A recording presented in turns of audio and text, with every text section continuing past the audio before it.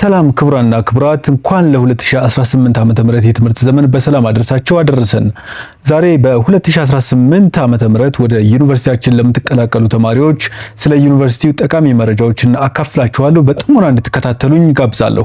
በቆይታችን የአዲስ አበባ ሳይንስና ቴክኖሎጂ ዩኒቨርሲቲ ጠቅላላ መረጃ፣ ዩኒቨርሲቲው ከሌሎች ዩኒቨርሲቲዎች በምን ይለያል የሚሉና በዩኒቨርሲቲው የሚሰጡ የትምህርት መስኮች የትኞቹ ናቸው የሚሉትን እንዲሁም ደግሞ በዩኒቨርሲቲው ለመማር የሚያስፈልጉ መስፈርቶች የትኞቹ ናቸው የሚሉትን የዩኒቨርሲቲው የመግቢያ ፈተናን በተመለከተ እንዲሁም ደግሞ ከሌሎች ዩኒቨርሲቲዎች የሚደረጉ ዝውውሮችን አዲስ አበባ ሳይንስና ቴክኖሎጂ ዩኒቨርሲቲ እንዴት ያስተናግዳል የሚሉትን እንመለከታለን። አብራችሁን እስከ መጨረሻው እንድትከታተሉ እንጋብዛለን። አዲስ ገቢ ተማሪ ሆነሽ ወይም ሆነህ ስለ አዲስ አበባ ሳይንስና ቴክኖሎጂ ዩኒቨርሲቲ ምን ማወቅ ትፈልጋለህ? አዲስ አበባ ሳይንስና ቴክኖሎጂ ዩኒቨርሲቲ በ2011 ዓመተ ምህረት እንደ አውሮፓውያን አቆጣጠር የተመሰረተ የሳይንስና ቴክኖሎጂ ዩኒቨርሲቲ ነው። መገኛውም የት ይገኛል ብላችሁ የጠየቃችሁኝ አዲስ አበባ ሳይንስና ቴክኖሎጂ ዩኒቨርሲቲ በአዲስ አበባ ከተማ አስተዳደር አቃቂ ቃሊቲ ክፍለ ከተማ በተለምዶ ቂሊንጦ በሚባለው አካባቢ የሚገኝ ተቋም ነው። ይህ ተቋም ከአዲስ አበባ ዩኒቨርሲቲ ጋር ብዙዎቹ ያመሳስሉታል። ግን አዲስ አበባ ሳይንስና ቴክኖሎጂ ዩኒቨርሲቲ ራሱን የቻለ የሳይንስ ቴክኖሎጂ ዩኒቨርሲቲ እና አጭር ጊዜ ውስጥ ተቋቁሞ በጣም በርካታ ምሩቃንን እያፈራ ለዘርፉ በሳይንስ ቴክኖሎጂና ምህንድስና ዘርፍ በርካታ ምሩቃንን እያፈራ የሚገኝ ተቋም እንጂ ከአዲስ አበባ ዩኒቨርሲቲ ጋር የሚገናኝ ወይም የአዲስ አበባ አንድ ካምፓስ አለመሆኑን ልትገነዘቡ ፈልጋለሁኝ። ዩኒቨርሲቲው ከሌሎች ተቋማት በምን ይለያል ለምትሉት ዩኒቨርሲቲው ከሌሎች ዩኒቨርሲቲዎች በበርካታ ነገሮች ይለያል። ለምሳሌ ዩኒቨርሲቲው አዲስ አበባ ሳይንስና ቴክኖሎጂ ዩኒቨርሲቲ ማለት ነው። ዩኒቨርሲቲ ለኢንዱስትሪ በሚል ሞቶ ለመጀመሪያ ጊዜ የተመሰረተ ዩኒቨርሲቲ ነው። ይህም ደግሞ በኢንዱስትሪ ዘርፉ ያለውን ክፍተት በመሙላት በምርምር በመማር ማስተማር ልዩ ስራዎችን እየሰራ የሚገኝ ተቋም ነው። አዲስ አበባ ሳይንስና ቴክኖሎጂ ዩኒቨርሲቲ እና አዳማ ሳይንስና ቴክኖሎጂ ዩኒቨርሲቲ የ12ኛ ክፍል የመልቀቂያ ፈተና ወስደው የትምህርት ሚኒስቴር ያስቀመጠውን የመግቢያ ውጤት ያሟሉ ተማሪዎችን አወዳድረው በፈተና የሚቀበሉ መሆናቸው ነው። ኢንዱስትሪዎች ከማኑፋክቸሪንግ እና ከሶፍትዌር ኢንዱስትሪዎች ጋር የተለየ ግንኙነት በመፍጠር ተማሪዎች በቂ የተግባር እውቀት እንዲያገኙ የሚያስችል ተቋም በመሆኑ ከሌሎች ዩኒቨርሲቲዎች ይለያል። እንዲሁም ደግሞ ለተማሪዎች ክህሎት ልዩ ትኩረት በመስጠት በተለይ ደግሞ ረቡዕ ከሰዓት ያለውን ጊዜ ተማሪዎች የፈጠራ ክህሎታቸውን እንዲያዳብሩበት ከትምህርት ነፃ በማድረግ ተማሪዎች የክህሎት ማበልጸጊያ ማዕከል ውስጥ በመታቀፍ ተማሪዎች የፈጠራ ክህሎታቸውን እንዲያዳብሩ የሚያደርጉበትን ጊዜ በመመደብ እና በማገዝ እንዲሁም በመርዳት ሜንተር በማድረግ ተማሪዎች ክህሎታቸውን እንዲያዳብሩ የሚያደርግ ብቸኛ ተቋም ነው። አጫጭር የሙያ ስልጠናዎችን በመስጠት በአጭር ጊዜ ውስጥ ሙያ ለምደው ቀጣሪ ሆነው የሚሰሩበትን ስልጠናዎች እንደ ሲስኮ፣ ፓይተን፣ ፕሮግራሚንግ እና አውቶሜሽን ያሉ ስልጠናዎችን በመስጠት ተማሪዎች ተጨማሪ የስራ ወይም የሙያ ክህሎት አዳብረው እንዲወጡ የሚያስችል ተቋም ነው ማለት ነው። በአገልግሎት አሰጣጥ ዘርፉ የአይኤስኦ 9001/2015 የጥራት ማኔጅመንት ስርዓትን በመተግበር ተሸላሚ መሆኑ የትምህርት ፕሮግራሞቹ ዓለም አቀፍ እውቅና ያላቸውና ዓለም አቀፍ እውቅና ሰጪ ድርጅቶች ያረጋገጡት እውቅና የሚያገኝባቸው ፕሮግራሞች ያሉት መሆኑ ይህም በአራት የአካዳሚክ ፕሮግራሞች ማለትም በባዮሎጂካል፣ ኢንዱስትሪያል ኬሚስትሪ፣ ጂኦሎጂ እና የስነ ምግብና ስነ ምግብ ስርዓት የትምህርት ፕሮግራሞች ዓለም አቀፍ እውቅና ባለው አቤት በተባለ ድርጅት እውቅና ያገኙ የትምህርት መስኮች መሆናቸውን ከምንም በላይ ሰላማዊ ደህንነቱ የተጠበቀ ምቹ የመማር ማስተማር አካባቢ የገነባና ያቋቋመ መሆኑ ነው። ተምረው ትምህርታቸውን እንዲጨርሱ ትምህርታቸውን ላይ ትኩረት አድርገው ውጤታማ እንዲሆኑ ከማድረግ አንጻር ለተማሪዎች ምቹ የሆኑ አካባቢዎችን ገንብቶ ያለ ተቋም ነው ማለት ነው። የመማር ማስተማር ግብዓቶችን ከማሟላት አንጻር ዩኒቨርሲቲው የተሟላ ላይብረሪ፣ ዲጂታል ላይብረሪና እንዲሁም ደግሞ ተጨማሪ ሪፈረንስና ማጣቀሻዎችን የሚገኙበት ሙሉ ላይብረሪዎች ያሟላ ዩኒቨርሲቲ ነው ማለት ነው።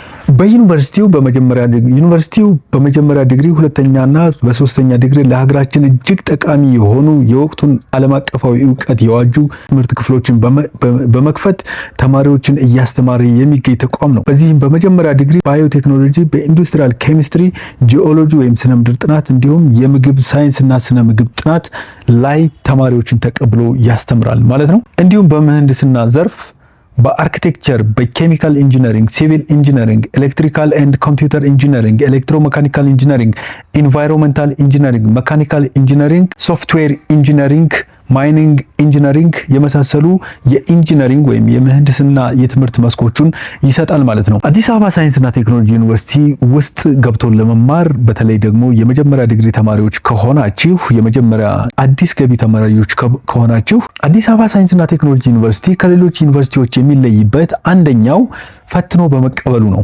ስለዚህ የ12ኛ ክፍል ፈተና ወስዳችሁ ውጤት የመጣላችሁ ተማሪዎች ነገር ግን ወደ አዲስ አበባ ሳይንስና ቴክኖሎጂ ዩኒቨርሲቲ ገብታችሁ መማር ለምትፈልጉ ተማሪዎች ከዚህ በታች ያለው መረጃ በጣም እጅግ ጠቃሚ የሆነ መረጃ ስለሆነ በጥሞና እንድትከታተሉኝ አሳስባለሁ። አዲስ አበባ ሳይንስና ቴክኖሎጂ ዩኒቨርሲቲ ለመግባት መጀመሪያ ከላይ በተጠቀሱት የትምህርት ክፍሎች ውስጥ ገብቶ ለመማር ፍላጎት ያለውና ውጤታማ መሆን የሚችል ተማሪ መሆን አለበት። ሁለተኛው በትምህርት ሚኒስቴር ለመንግስት ከፍተኛ ትምህርት ተቋማት መግቢያ ያስቀመጠውን ውጤት ያመጣችሁ መሆን መቻል አለባችሁ። ከላይ ከተጠቀሱት ሁለቱ መስፈርቶች በተጨማሪ አዲስ አበባ ሳይንስና ቴክኖሎጂ ዩኒቨርሲቲና አዳማ ሳይንስና ቴክኖሎጂ ዩኒቨርሲቲ ዩኒቨርሲቲዎች የሚያወጡት የመግቢያ ፈተና በኦንላይን ተመዝግባችሁ ፈተናውን መውሰድና ማለፍ ይጠበቅባችኋል። ከዚህ በተጨማሪ ትምህርት ሚኒስቴር የከፍተኛ ትምህርት ተቋማት ተማሪዎች ሊያሟሏቸው የሚገቡ ሰነዶችን እንደ ናሽናል አይዲ፣ የቲን ነምበር የመሳሰሉ የግብር ከፋይ ቁጥር የመሳሰሉትን ማሟላት ይገባችኋል ማለት ነው። እነዚህን ካሟላችሁና በኦንላይን ተመዝግባችሁ ፈተናችሁን ከወሰዳችሁ ሁለቱ ዩኒቨርሲቲዎች የመውሰድ አቅማቸውን ባገናዘበ መልኩ ውጤታችሁ ሳይንስና ቴክኖሎጂ ዩኒቨርሲቲዎች መግቢያ ውጤት የሚያበቃችሁ ከሆነ ወይም ያመጣችሁ ከሆነ ወደ ሁለቱ ሳይንስና ቴክኖሎጂ ዩኒቨርሲቲዎች ተቀላቅላችሁ መማር የምትችሉ መሆኑን መግለጽ እፈልጋለሁ ማለት ነው። ፈተናው ሁለቱ የሳይንስና ቴክኖሎጂ ዩኒቨርሲቲዎች የሚሰጥ ሲሆን የፈተናው ባህሪ የ12ኛ ክፍል ላይ የተማራችሁትን የማትማቲክስ፣ ፊዚክስ፣ እንግሊዝኛ፣ ባዮሎጂ እና ኬሚስትሪ በእኩል የተውጣጡበት የፈተና አይነት ነው ማለት ነው። ይህ ፈተና ኦንላይን የሚሰጥ እንደመሆኑ ብዙዎቹ ፈተናዎች ምርጫ ናቸው ማለት ነው። ስለዚህ ፈተናውን በተለያዩ ዩኒቨርሲቲዎች የሚሰጥ ይሆናል። ስለዚህ በአካባቢያችሁ ከሚገኝ ዩኒቨርሲቲ ፈተናውን እንደምትወስዱ እርግጠኛ መሆን አለባችሁ ማለት ነው። ስለዚህ በፈተናው በተለያዩ የክልልና የአዲስ አበባ የመፈተኛ ጣቢያዎች የሚሰጥ ይሆናል።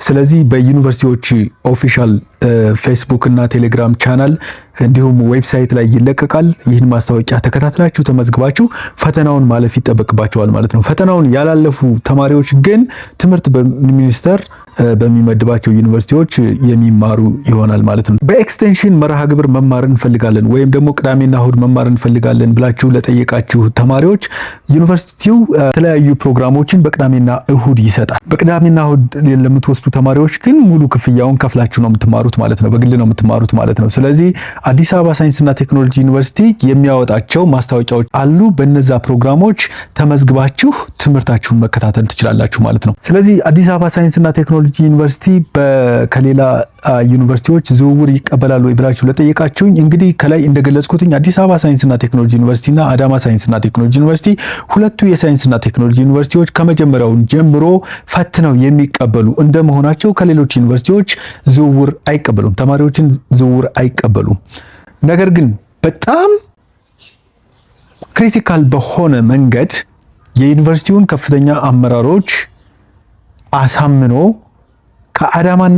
ከአዳማ ሳይንስና ቴክኖሎጂ ዩኒቨርሲቲና ከአዲስ አበባ ሳይንስና ቴክኖሎጂ ዩኒቨርሲቲ እርስ በርሳቸው ተማሪዎች ዝውውር ሊደረግ ይችላል። እንደ ሁኔታው ታይቶ በጣም አስቸጋሪና አሳሳቢ በሆነ ጉዳይ ላይ ብቻ። ስለዚህ ከአዲስ ገቢ ለሆኑ ተማሪዎች ለመማር የሚፈልጉ ተማሪዎች እነዚህን ከግንዛቤ በማስገባት አዲስ አበባ ሳይንስና ቴክኖሎጂ ዩኒቨርሲቲን ምርጫ በማድረግ ፈተናቸውን ተፈትነው ኦንላይን ፈተና ተፈትነው ውጤታቸውን በጥሩ ሰርተው የኛ ተማሪ ቢሆኑ የሚያገኟቸው ብዙ ጥቅሞች አሉ ማለት ነው።